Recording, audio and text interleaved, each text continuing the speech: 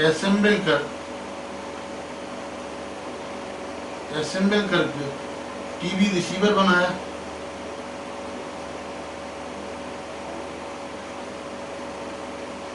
उसका quality control check किया, उसके बाद में अगेन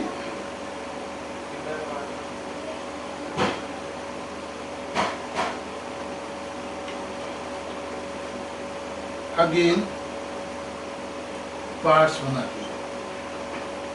तो फिर चेक करने के बाद अगेन पार्ट्स बना दिए। तो सलोरा कंपनी का कहना था कि इसका क्लासिफिकेशन पार्ट्स में होना चाहिए, क्योंकि ये पार्ट्स इंपोर्ट हुए और पार्ट्स में ही हम सेल कर रहे हैं, पार्ट्स में ही हम सप्लाई कर रहे हैं, पार्ट्स की बिलिंग कर रहे हैं। लेकिन डिपार्टमेंट ने कहा कि जो असेंबल किया आपने, वो असेंबल के बाद में अब वो पार्ट्स नहीं रहे, वो टीवी रिसीवर हो गए। और अब आप जो टीवी रिसीवर के पार्ट्स किए हैं, ये only for the convenience of the supply है। तो आपका ये असेंबलिंग टीवी रिसीवर माना जाएगा। और ये जो डिपार्टमेंट की कंटेंशन थी, उसको कोर्ट ने सही माना। तो इसके केस में यदि पार्ट्स आपने लिए, उनको असेंबल किया, असेंबल के बाद उसकी टेस्टिंग की, चेकिंग की, देखा कि टीवी रिसीवर सही काम कर रहे हैं, उसके बाद आपने उसके फिर पार्ट्स कर दिए और उसके बाद में उनको सेल किया, पार्ट्स का भी बिलिंग कर दी। तो क्लासिफिकेशन अलग अलग पार्ट्स के हिसाब से ना होगे, टीवी रिसीवर का क्लासिफिकेशन होगा, ये इस कोर्ट ने डिसाइड किया। तो classification not parts but TV receiver. Next, valuation के केस में 3 कंपनियां बड़ी इंपॉर्टेंट है। यामा कंपनी, यामा बाइक की कंपनी है, मारुति कार की कंपनी है, उसके बाद में फिएट कार की कंपनी, और एक एसएल प्रोपैक है टूथब्रश की।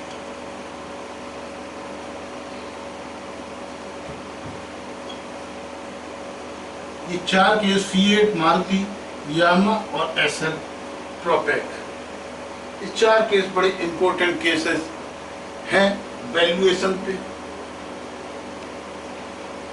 यामा कंपनी क्या करती थी? यामा कंपनी ने अपनी जो भी बाइक या जो भी प्रोडक्ट सेल करती थी, उस पर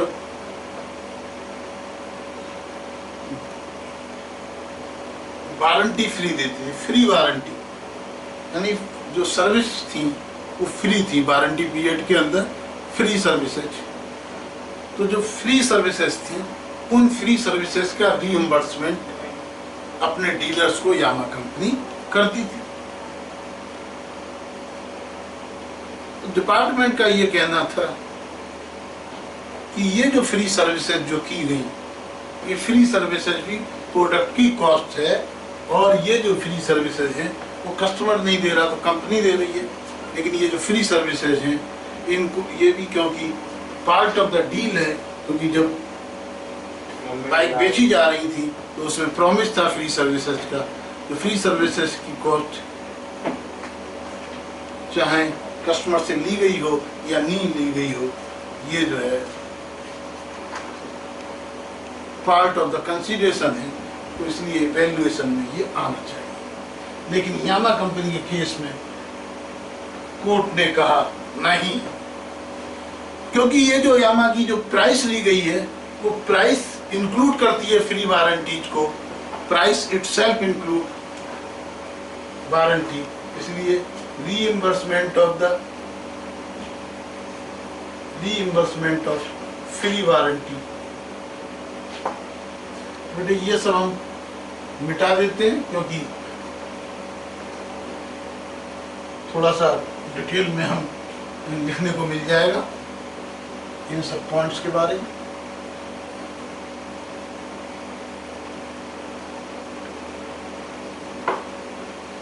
हाँ, तो रीइंबर्समेंट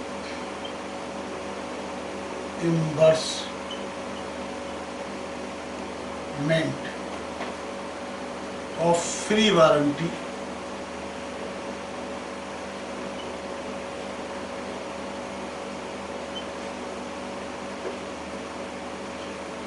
not includable, इसलिए नो ड्यूटी। नेक्स्ट केस था मारुति का, ये यामा केस था। मारुति के केस में क्या हुआ कि मारुति ने क्या किया, प्राइस तो रखी आपकी सपोज 5 lakhs प्लस कस्टमर से पीडीआई के यानी free delivery inspection and after sale service के नाम पर मान लो 50,000 इन 50,000 अलग से पैसे लिए। तो मारुति कंपनी का कहना था कि ये जो सेल प्राइस है, तो सेल प्राइस तो मारुति की 5 lakhs है और ये जो पीडीआई है ये 50 के और आफ्टर सेल सर्विस 50, ये अलग से सर्विसेज हैं। तो this should not be includable in the price of excisable goods, यानी वैल्यूएशन में ये प्राइस नहीं आना चाहिए। डिपार्टमेंट का कहना था क्योंकि पीडीआई कंपलसरी है, आफ्टर सेल सर्विसेज भी कंपलसरी है और ये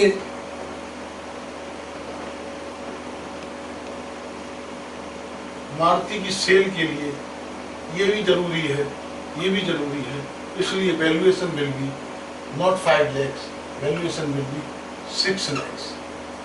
कोर्ट ने इसको सही माना, उसने कहा ये पीडीआई प्लस जो आफ्टर सेल सर्विसेज के जो चार्जेज हैं जो अलग से लिए जा रहे हैं कस्टमर से, these are will be includable in the valuation,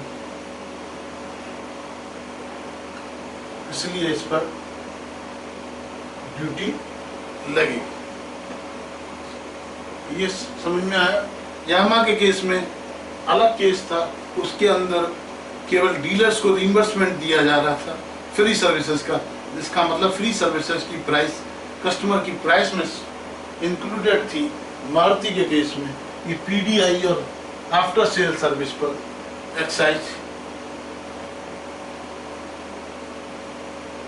नहीं लगाया गया क्योंकि उसको वैल्यू में इंक्लूडेड नहीं किया गया था, लेकिन ये इंक्लूड होगा, अतः इस पर therefore duty is paid. Next is fiat. Fiat company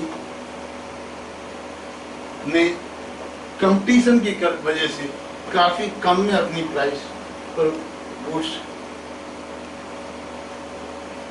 cell करना शुरू किया। जो उसकी जो कार थी उसकी मान लो मैन्युफैक्चरिंग कॉस्ट सपोज 5 lakhs आ रही थी, तो नॉर्मली यदि 10% प्रॉफिट माना जाए 5.5 लाख रुपए की कार आती, लेकिन company was selling it 4 lakhs to beat competitors.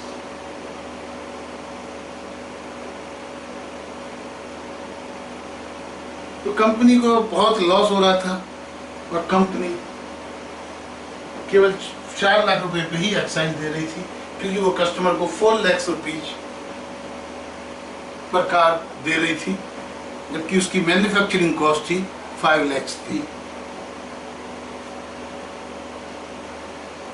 तो डिपार्टमेंट ने आउटसाइडर CWA से, कॉस्ट एंड वर्क्स अकाउंटेंट और CA से भी उसकी कॉस्टिंग का पूरी टीम से वैल्यूएशन करवाया। वैल्यूएशन के बाद में पता लगा कंपनी की जो मैन्युफैक्चरिंग कॉस्ट है वो 5 लाख से कम नहीं है। तो डिपार्टमेंट ने कहा कि cost plus 10% manufacturing cost plus test जो फेयर वैल्यूएशन है, on the basis of fair valuation price होनी चाहिए 550 That means manufacturing plus 10% प्रॉफिट। ये सब बेटे एग्जाम्पल के लिए, एग्जाम्पल। कुल मिला के कोर्ट ने डिसाइड किया कि वैल्यूएशन होगा यदि if the product is sold below cost deliberately to beat the competition, in any case the valuation will be at the manufacturing cost plus 10%। Okay, तो ये बहुत ही इम्पोर्टेंट केसेस वैल्यूएशन के लिए रिसेंटली डिसाइड हुए। Next एक बहुत ही इम्पोर्टेंट केस डिसाइड हुआ एसएल प्रोपैक।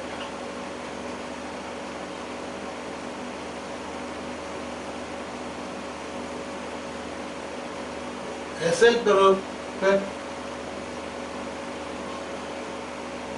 Toothpaste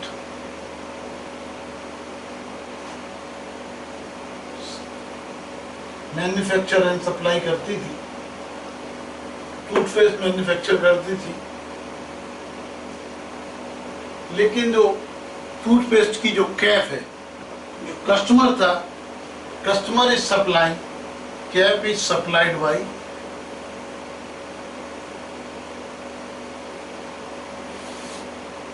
customer. तो डिपार्टमेंट का कहना था टूथपेस्ट की कॉस्ट के साथ साथ जो कैप की प्राइस है that is also be included in the valuation of the price of the toothpaste। लेकिन डिपार्टमेंट की ये कंटेंशन कोर्ट ने नहीं सुनी। उसने कोर्ट ने कंपनी की बात मानी, क्योंकि कैप केवल हम फैसिलिटेट कर रहे हैं पैकिंग के लिए। Cap is supplied by the customer itself and we are supplying only the toothpaste। That's why the cost price of the cap should not be included in the valuation। Therefore cap was not includable and therefore no duty। Okay, thank you very much. हम बाकी cases और amendments पे एक नए lecture के साथ फिर हाजिर होते हैं। Thank you very much.